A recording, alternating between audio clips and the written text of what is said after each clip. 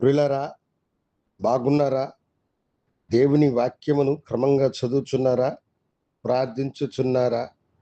నేటి ధ్యాన వాక్యము న్యాయాధిపతుల గ్రంథం 17వ అధ్యాయము 13వ వచనం. యెహోవా నాకు మేలు చేయును. ఇక్కడ భక్తుడు ఒకరు చెబుతున్న మాట, దేవుడు నాకు మేలు చేయును. మన జీవితంలో ఏదైనా మేలు జరగాలంటే అది దేవుడు చేయు మేలుగా ఉంటుంది.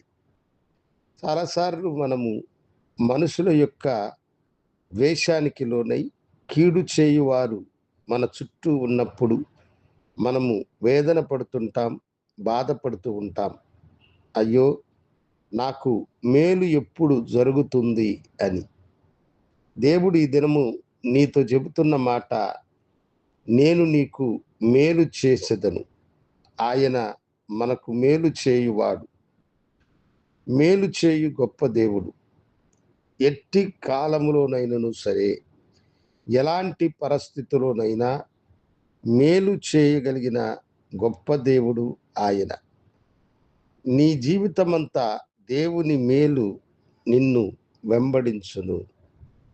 సారేపత్తుడు అనే ఒక ఊరిలో ఒక విధవరాలు ఉన్నది. కరువు కాలములో అందరూ ఇశ్రాయేలు దేశములో కరువుతో బాధపడ్డారు. కానీ ఆమె తన తొట్టిలో ఉన్న కొంచెము పిండిని, నూనెను జాగ్రత్తగా వాడుకుంటూ వచ్చినది. ఒకరోజు ఆమె తొట్టిలో చేయి పెట్టినప్పుడు గుప్పిడి పిండి ఆమె చేతికి తగిలినది.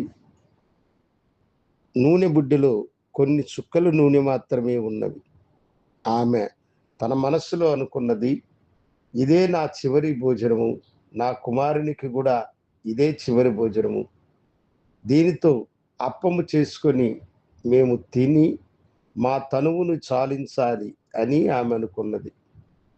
పరలోకపు దేవుడు మేలు చేయువాడు గనుక ఆ విధవరాలిని పరిశీలించుచు వచ్చుచున్న ఆయన తన దాసుడైనటువంటి ఏలియాను ఆ ఊరికి పంపినాడు. ఆ ఊరి పొలిమేరులో ఉన్న ఏలియా ఆమెతో మాట్లాడి, ఇదిగో, నీ ఇంటికి నువ్వు వెళ్ళినప్పుడు మొదటి అప్పమును చేసి నా దగ్గరకు తీసుకునిరా.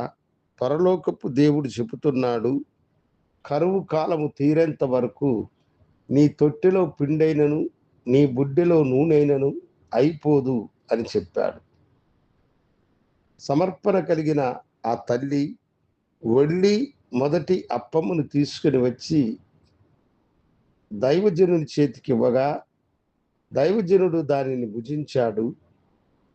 మేలు చేయు దేవుడు ఆమెను ఆశీర్వదించి కరువు కాలము తీరేంత వరకు ఆమె తొట్టిలో పిండైన ఆమె బుడ్డెలో నూనెైనా తరిగిపోలేదు. అవును, మేలు చేయు దేవుడు మనకు తోడుగా ఉన్నాడు. యెహోవా మీకు మేలు చేయును. ప్రార్థించుకుందాం. గనుడా, నీ బిడ్డలకు మీరు మేలు చేసి వారిని దీవించి ఆశీర్వదించమని నీ కృపాకరములకు నీ బిడ్డలను సమర్పించుకుంటూ యేసు నామమున అడిగి వేడుకొంచున్నాము తండ్రి. ఆమెన్. శుభోదయం. ప్రభు మిమ్మలను దీవించునుగాక. ఆమెన్.